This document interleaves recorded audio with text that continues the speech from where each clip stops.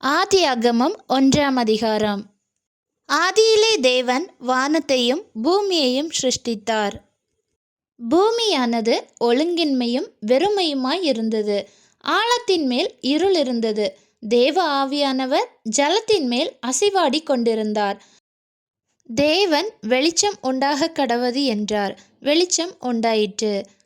வெளிச்சம் நல்லது என்று தேவன் கண்டார். வெளிச்சத்தையும் இருளையும் தேவன் வெவ்வேறாக பிரித்தார். தேவன் வெளிச்சத்துக்கு பகல் என்று பெயரிட்டார், இருளுக்கு இரவு என்று பெயரிட்டார். சாயங்காலமும் விடியற்காலமுமாகி முதலாம் நாள் ஆயிற்று. பின்பு தேவன் ஜலத்தின் மத்தியில் ஆகாய விரிவு உண்டாகக் கடவது என்றும் அது ஜலத்தினின்று ஜலத்தை பிரிக்க கடவது என்றும் சொன்னார். தேவன் ஆகாய விரிவை உண்டு பண்ணி ஆகாய விரிவுக்கு கீழே இருக்கிற ஜலத்திற்கும் ஆகாய விரிவுக்கு மேலே இருக்கிற ஜலத்திற்கும் பிரிவு உண்டாக்கினார். அது அப்படியே ஆயிற்று. தேவன் ஆகாய விரிவுக்கு வானம் என்று பெயரிட்டார். சாயங்காலமும் விடியற்காலமுமாகி இரண்டாம் நாள் ஆயிற்று. பின்பு தேவன் வானத்தின் கீழே இருக்கிற ஜலம் ஓரிடத்தில் சேரவும் வெட்டாந்தரை காணப்படவும் கடவது என்றார். அது அப்படியே ஆயிற்று. தேவன் வெட்டாந்தரைக்கு பூமி என்றும் சேர்ந்த ஜலத்திற்கு சமுத்திரம் என்றும் பெயரிட்டார். தேவன் அது நல்லது என்று கண்டார். அப்பொழுது தேவன் பூமியானது புல்லையும் விதையை பிறப்பிக்கும் பூண்டுகளையும் பூமியின் மேல் தங்களில் தங்கள் ஜாதியின்படியே கொடுக்கும் கனி விருட்சங்களையும் முளைப்பிக்க கடவது என்றார்.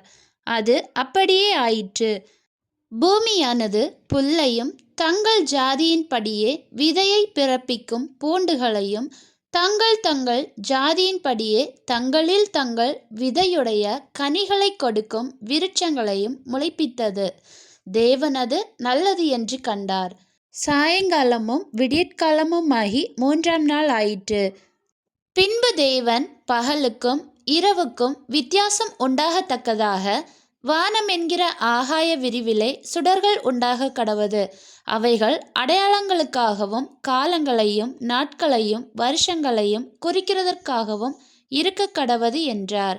அவைகள் பூமியின் மேல் பிரகாசிக்கும்படிக்கு வானம் என்கிற ஆகாய விரிவிலே சுடர்களாய் இருக்க கடவது என்றார். அது அப்படியே ஆயிற்று.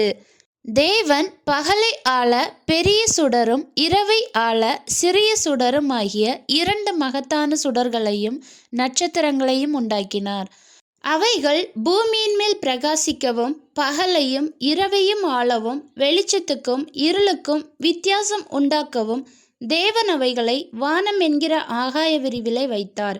தேவன் அது நல்லது என்று கண்டார். சாயங்காலமும் விடியற்காலமுமாகி நாலாம் நாள் ஆயிற்று. பின்பு தேவன் நீந்தும் ஜீவ ஜந்துக்களையும் பூமியின் மேல் வானம் என்கிற ஆகாய விரிவிலே பறக்கும் பறவைகளையும் ஜலமானது திரளாய் ஜனிப்பிக்க கடவது என்றார்.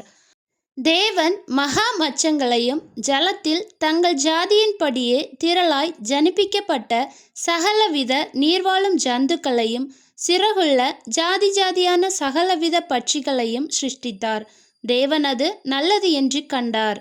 தேவன் அவைகளை ஆசீர்வதித்து, நீங்கள் பலுகி பெருகி சமுத்திர ஜலத்தை நிரப்புங்கள் என்றும் பறவைகள் பூமியில் பெருக கடவது என்றும் சொன்னார். சாயங்காலமும் விடியற்காலமுமாகி ஐந்தாம் நாள் ஆயிற்று. பின்பு தேவன் பூமியானது ஜாதி ஜாதியான ஜீவ ஜந்துக்களாகிய நாட்டு மிருகங்களையும் ஊரும் பிராணிகளையும் காட்டு மிருகங்களையும் ஜாதி ஜாதியாக பிறப்பிக்க கடவது என்றார். அது அப்படியே ஆயிற்று. தேவன் பூமியிலுள்ள ஜாதி ஜாதியான காட்டு மிருகங்களையும் ஜாதி ஜாதியான நாட்டு மிருகங்களையும் பூமியில் ஊறும் பிராணிகள் எல்லாவற்றையும் உண்டாக்கினார். தேவன் அது நல்லது என்று கண்டார்.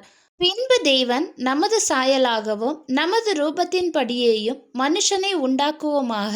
அவர்கள் சமுத்திரத்தின் மச்சங்களையும் ஆகாயத்து பறவைகளையும் மிருக ஜீவன்களையும் பூமி அனைத்தையும் பூமியின் மேல் ஊறும் சகல பிராணிகளையும் ஆளக்கடவர்கள் என்றார். தேவன் தம்முடைய சாயலாக மனுஷனை சிருஷ்டித்தார். அவனை தேவ சாயலாகவே சிருஷ்டித்தார். ஆணும் பெண்ணுமாக அவர்களை சிருஷ்டித்தார். பின்பு தேவன் அவர்களை நோக்கி, நீங்கள் பலுகி பெருகி பூமியை நிரப்பி அதை கீழ்ப்படுத்தி சமுத்திரத்தின் மச்சங்களையும் ஆகாயத்து பறவைகளையும் பூமியின் மேல் நடமாடுகிற சகல ஜீவ ஜந்துக்களையும் ஆண்டு கொள்ளுங்கள் என்று சொல்லி தேவன் அவர்களை ஆசீர்வதித்தார். பின்னும் தேவன், இதோ பூமியின் மேல் எங்கும் விதை தரும் சகலவித பூண்டுகளையும் விதை தரும் கனிமரங்களாகிய சகலவித விருட்சங்களையும் உங்களுக்கு கொடுத்தேன். அவைகள் உங்களுக்கு ஆகாரமாய் இருக்க கடவது. பூமியிலுள்ள சகல மிருக ஜீவன்களுக்கும் ஆகாயத்திலுள்ள சகல பறவைகளுக்கும் பூமியின் மேல் ஊறும் பிராணிகள் எல்லாவற்றிற்கும் பசுமையான சகல பூண்டுகளையும் ஆகாரமாக கொடுத்தேன் என்றார். அது அப்படியே ஆயிற்று.